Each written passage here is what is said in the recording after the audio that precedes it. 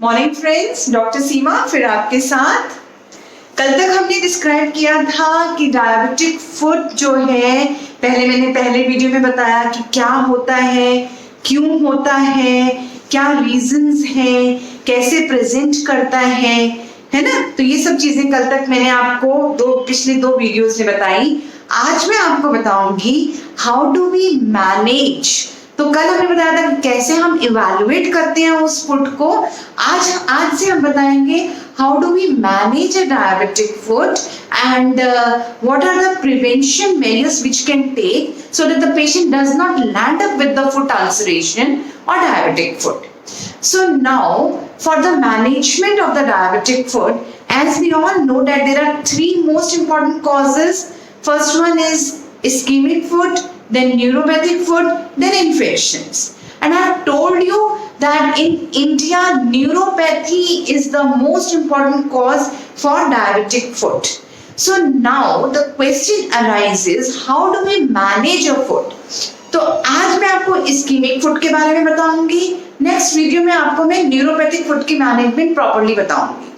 तो अब ischaemic foot को अगर मैनेज करना है, एक इस्कीमिक फुट की मैनेजमेंट, एक जनरलाइज मैं आपको बताऊंगी कि कैसे डायबिटिक फुट को जनरलाइज, कैसे फुट अल्सर को मैनेज करना है, कैसे इन्फेक्शन जब हो जाए उसको मैनेज करना है, and what can be the preventive measures which we can take so that the patient does not get a diabetic foot. तो अब मैं सबसे पहले आपको बताऊंगी, अगर एक मरीज आपके पास आता है, आप उसको डायग्नोस करते हैं कि ये इस्कीमिक फुट का केस है, उसके लिए हिस्ट्री मैंने आपको पहले बताई थी। हिस्ट्री में सिगरेट स्मोकिंग बहुत इंपॉर्टेंट है एक इस्कीमिक फुट को डायग्नोस करने के लिए।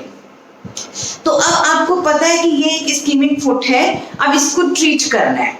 ये वो है जो दिस इज द कंडीशन जब पेशेंट बिल्कुल एक्यूट फेज में नहीं आया, एक इस्कीमिक फुट आपके पास आ रहा है ट्रीटमेंट के लिए, तो आप उसको कैसे ट्रीट करेंगे। तो सबसे फॉरमोस्ट बहुत इंपॉर्टेंट चीज है कि पेशेंट की क्या शुगर लेवल्स मेंटेन्ड है। आपको पेशेंट के शुगर लेवल्स पे बहुत ध्यान देना है। क्या उनका ब्लड प्रेशर मेंटेन्ड है, क्या उनका लिपिड प्रोफाइल मेंटेन्ड है, उनके वेट का क्या सीन है, क्या उनका वेट मैनेज्ड है, ओबेसिटी या ओवरवेट जो भी कुछ है क्या वो मेंटेन्ड है, क्या वो सिगरेट स्मोकिंग करते हैं, क्या आपने उनको हर बार जब आए तो उनको एजुकेट किया so that they can quit smoking. तो ये 5 चीजें सबसे पहले बहुत ज्यादा जरूरी हैं पेशेंट को जानने के लिए। उनको अपनी शुगर लेवल्स नॉर्मल रखने हैं, उसके लिए उनको अपनी शुगर की दवाइयां लेनी है, चाहे वो ओरल एंटी डायबिटिक ड्रग्स लें, चाहे वो इंसुलिन लें। दूसरी बहुत इंपॉर्टेंट चीज है ब्लड प्रेशर, उसके लिए वो एंटी हाइपरटेंसिव्स लेंगे। लिपिड प्रोफाइल का क्या सीन है उनका, डिसलिपिडीमिया या हाइपरलिपिडीमिया, ट्राइग्लिसराइड्स रेज है या जो भी लिपिड प्रोफाइल का है, तो उसके लिए उनको स्टैटिन्स या जो भी फाइब्रेट्स जो भी हम देते हैं, तो वो हमको उनको देके उनके लिपिड प्रोफाइल को कंट्रोल में रखना बहुत आवश्यक है। फिर उनका वेट बिल्कुल चेक करना है, वेट मैनेजमेंट की एटलीस्ट कोशिश तो करें टू लूज द वेट। फिर they should be advise not to smoke. अब हम इसके अलावा, ये दवाइयां तो उनकी नॉर्मल हैं, इसके अलावा हम उनको क्या और मेडिकेशन देना चाहेंगे सो that the patient does not get into A diabetic foot. तो एंटी प्लेटलेट्स ड्रग्स देंगे, एंटी थ्रोम्बोटिक्स देंगे, और एक बहुत इंपॉर्टेंट ड्रग है सिलास्टाजोल। सिलास्टाजोल क्या होता है? Cilostazol is an anti platelet drug as well as it is a vasodilator। जैसे कि नाम खुद से सजेस्ट कर रहा है vasodilator है, तो मतलब जो वेसल्स को डायलेट कर देगा। मैंने आपको पहले भी बताया था कि पेरिफेरल वैस्कुलर डिजीज जिससे कि इस्कीमिक फुट होता है, it can be compared with your heart. अगर जैसे हार्ट में ब्लॉकेजेस होते हैं, इस तरीके से मैंने आपको बताया था कि आपकी पेरिफेरल आर्टरीज में भी ब्लॉकेजेस होती हैं, तो इसको हम इसको सोचो कि हार्ट में हार्ट अटैक ना आके यहाँ पे टांग पे उसी तरीके का पैथोलॉजी बन गई है, उसी तरीके का अटैक आ गया है, यानी कि जो लिम्स हैं उनकी जो आर्टरीज हैं वो सिकुड़ गई हैं, नैरोड हो गई हैं। कैसे नैरोड हो गई हैं? अथीरोस्क्लेरोसिस। कैसे अथीरोस्क्लेरोसिस? यानी कि उसके ऊपर फैट डिपॉजिट्स और कैल्शियम डिपॉजिट्स आ गए हैं, तो आर्टरी जो है वो आर्टीरियल नैरोइंग हो गई है।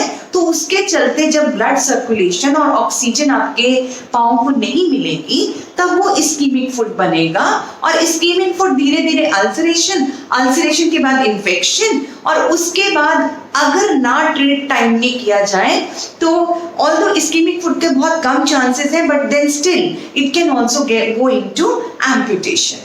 तो हमको ये चीजें बहुत ध्यान में रखनी है कि ये दवाइयां एंटीप्लेटलेट, एंटी थ्रोम्बोटिक्स और सिलास्टोजोल देनी बहुत जरूरी है, क्योंकि सिलास्टोजोल एक तो आपका ब्लड फ्लो अच्छा कर देगा, सो दैट आपका पाँव में कोई दिक्कत ना आए। दूसरी वो क्योंकि वेसोडायलेटर है इसलिए ब्लड फ्लो अच्छा कर देगा। फिर दूसरी चीज है कि वो जैसे ये आर्टरी है, आर्टरी में प्लेटलेट आर्टीरियल वॉल पे जाके जब वो चिपक जाते हैं तो आर्टरी का जो सर्कमफ्रेंस है उसको नैरो कर देते हैं। अब सिलास्टोजोल क्या करता है कि ये प्लेटलेट को चिपकने नहीं देता, तो जब ये चिपकेगा नहीं तो हार्मफुल क्लॉट बन नहीं पाएंगे, तो हार्मफुल क्लॉट बन नहीं पाएंगे तो आपकी आर्टरी खुली रहेगी, तो उसकी ब्लड सप्लाई अच्छी होती रहेगी। तो दूसरी चीज ये हो गई। सबसे पहली शुगर लेवल्स मेंटेन करनी है, बीपी मेंटेन करना है, लिपिड लेवल्स मेंटेन करने हैं, वेट मैनेजमेंट देखनी है, और सिगरेट स्मोकिंग को बंद करना है। फिर हो गई एंटी प्लेटलेट, एंटी थ्रोम्बोटिक्स और सिलास्टोजोल।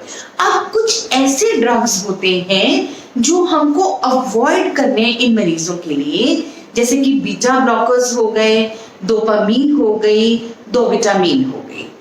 अब आपकी सिचुएशन होती है कि आपका दवाइयों से काम नहीं चल रहा, पेशेंट को वैस्कुलर इटियोलॉजी है, दवाइयों से काम नहीं चल रहा, तो क्या सर्जिकल ऑप्शंस हैं? यस, सर्जिकल ऑप्शंस हैं। The most important is revascularization in an ischemic foot. अब revascularization हार्ट में भी किया जाता है, तो क्या करते हैं हम एंजियोप्लास्टी करते हैं या फिर हम बाईपास ग्राफ्टिंग करते हैं। तो सेम वे पाँव में भी लेग्स में जो आर्टरीज हैं, पेरिफेरीज में जो आर्टरीज हैं, उनकी या तो हम एंजियो रिवैस्कुलराइजेशन प्रोसीजर करेंगे या ग्राफ्टिंग करेंगे। जो बहुत ही सिचुएशन खराब होती है तो एम्पुटेट करने की भी जरूरत पड़ सकती है। ये तो हो गया एक treatment for a vascular disease, for a PVD, peripheral vascular disease. अब अगर एक पेशेंट एक्यूटली आपके पास एक्यूट इस्कीमिक फुट आपके पास प्रेजेंट करता है, तो आप उस टाइम पे क्या करेंगे? Being at A primary care level आप उसको एंटीप्लेटलेट और हेपरिन देकर फटाफट उस पेशेंट को आप रेफर कर देंगे किसी वैस्कुलर सर्जन के पास। Now it's for the vascular surgeon to see कि रिवैस्कुलराइजेशन प्रोसीजर करना है या उनको एम्पुटेशन करनी है। तो ये बात हो गई हमारे इस्कीमिक फुट की।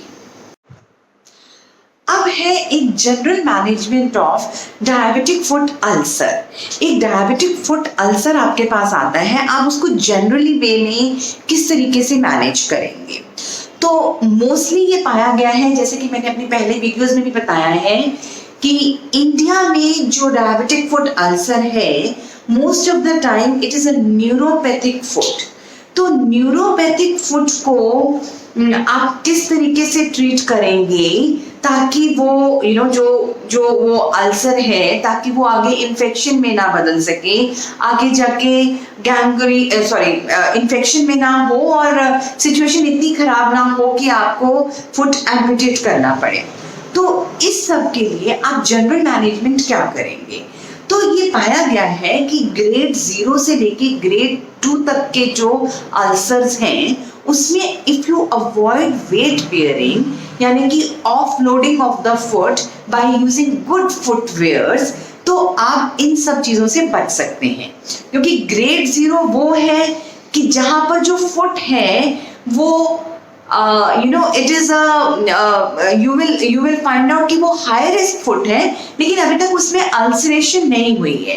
तो जो हाई रिस्क फुट है ग्रेड 0 का, उसको आप कैसे मैनेज कर सकते हैं? वही चीजें हैं कि उसके शुगर लेवल्स कंट्रोल कर लीजिए, बीपी, लिपिड्स, ये सब कंट्रोल कर लीजिए। फिर उसको एंटीप्लेटलेट्स, एंटी थ्रोम्बोटिक ड्रग्स दीजिए। उनका टेटनस टॉक्साइड का प्रोफाइलेक्सिस होना बहुत जरूरी है। और कोशिश कीजिए कि प्रेशर रीडिस्ट्रीब्यूशन, यानी कि जो जूता है ऑफलोड करना शुरू कर दीजिए पेशेंट के प्रेशर का, पाँव पे प्रेशर का, और जूता इस तरीके का दीजिए, फुटवेयर इस तरीके का दीजिए ताकि उसकी ऑफलोडिंग हो जाए। ये हो गई बात ग्रेड 0 की। अब ग्रेड 1 में क्या है? एक सुपरफिशियल अल्सर बनता है, सुपरफिशियल अल्सरेशन है।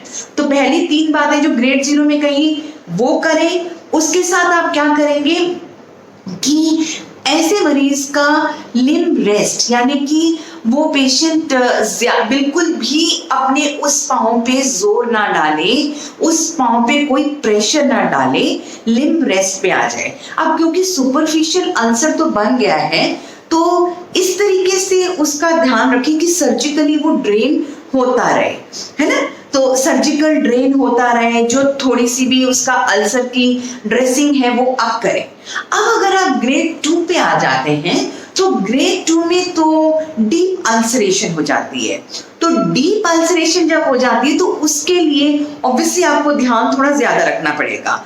उसके लिए आप एंटीबायोटिक्स भी स्टार्ट करेंगे पेशेंट के, आप पेशेंट की ड्रेनेज करेंगे अच्छे से, उसकी पट्टी बार बार जो उनका डिब्राइड करेंगे, जो नेक्रोटिक टिश्यू है उसको बार बार क्लीन करेंगे, जो कैलस थिकन्ड स्किन है, सो दैट वुंड हीलिंग में हेल्पफुल हो। जो स्लफ बन गया है, स्लफ का मतलब है जो नेक्रोटिक टिश्यू है, जो डेब्री है, जो इन्फेक्टेड टिश्यू है, उसको क्लीन करके अच्छे से पट्टी करेंगे सो दैट कि वुंड हीलिंग में वो हेल्प करे।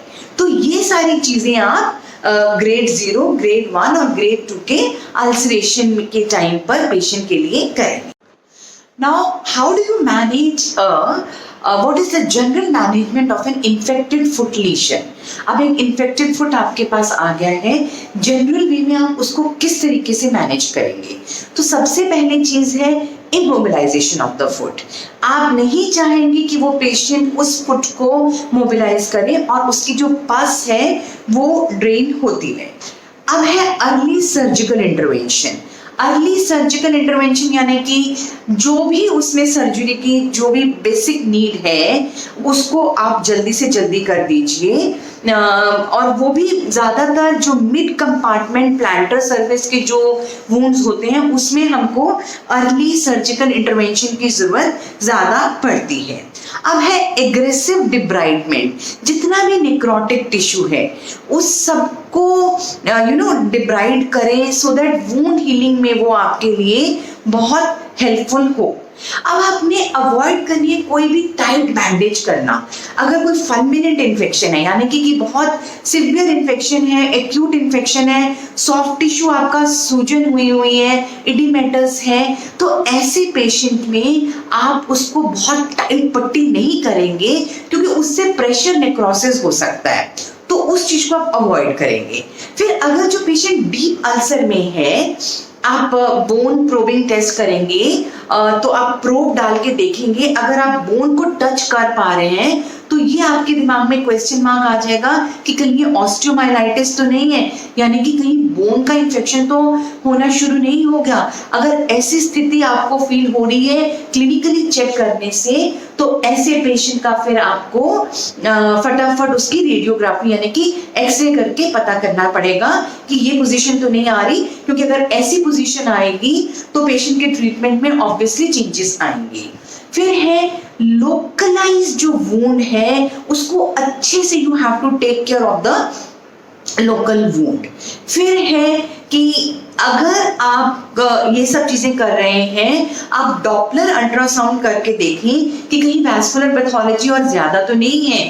तो तो इन सब वैस्कुलर पैथोलॉजी ज्यादा होने से क्या, यानी कि इस्कीमिक फुट है तो वो जैसे मैंने आपको कल में बताया था कि एंकल ब्रेकियल इंडेक्स करके देखेंगे, तो ये आपको पता करना ही बहुत जरूरी है।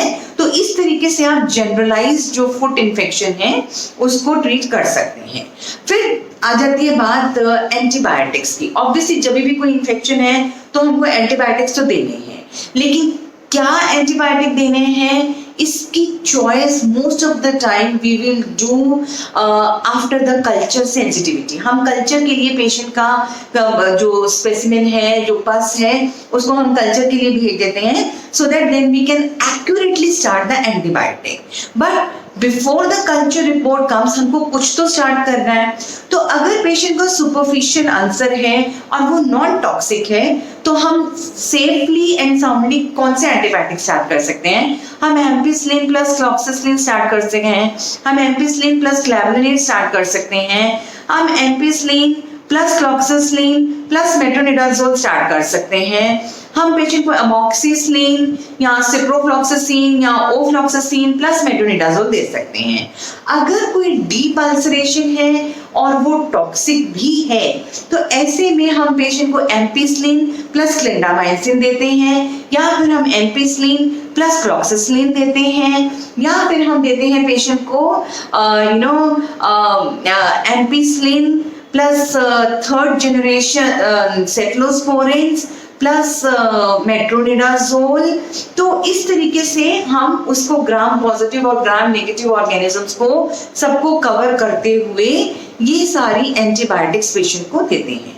Now there are certain very important points to be noted कि ये तो मैंने सारा बता दिया कैसे होता है, कैसे इवैल्यूएट करते हैं, कैसे मैनेज करते हैं। Neuropathic foot I will tell you in the next video. अब सबसे इम्पोर्टेंट चीज है, क्या हम इसको प्रिवेंट कर सकते हैं? तो प्रिवेंशन के लिए ऑब्वियसली ये तो है, अपनी शुगर लेवल्स ठीक रखो, बीपी ठीक रखो, लिपिड प्रोफाइल ठीक रखो, सिगरेट स्मोकिंग बंद करो। तो ये बातें तो बहुत जरूरी हैं, लेकिन क्या और भी कुछ बहुत रोजमर्रा की सिंपल बातें हैं जिससे कि हम फुट को प्रिवेंट कर सकते हैं अल्सर बनने से या उसमें इन्फेक्शन होने से? यस। सबसे पहली बहुत इंपॉर्टेंट बात है कि हर विजिट पे जब आपके पास पेशेंट आता है you have to educate the patient, क्योंकि मोस्टली मरीजों को ये पता ही नहीं है कि पाँव में कुछ हो सकता है। डायबिटीज के मरीजों में पाँव में कुछ ऐसा हो सकता है जिसके चलते उनको इतनी परेशानी हो जाएगी कि पाँव काटने तक की नौबत आ जाए। इस बारे में उनको कोई जानकारी नहीं है। तो आपको हर विजिट में पेशेंट को जानकारी देनी है।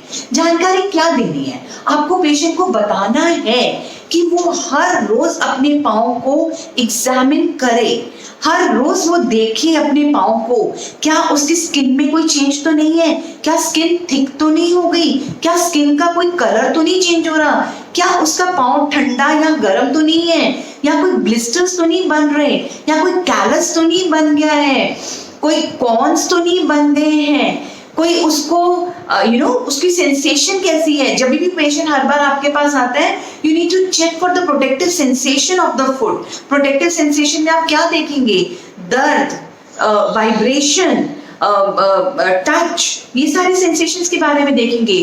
फुट के स्ट्रक्चर के बारे में देखेंगे, कोई डिफॉर्मिटी तो नहीं आ गई।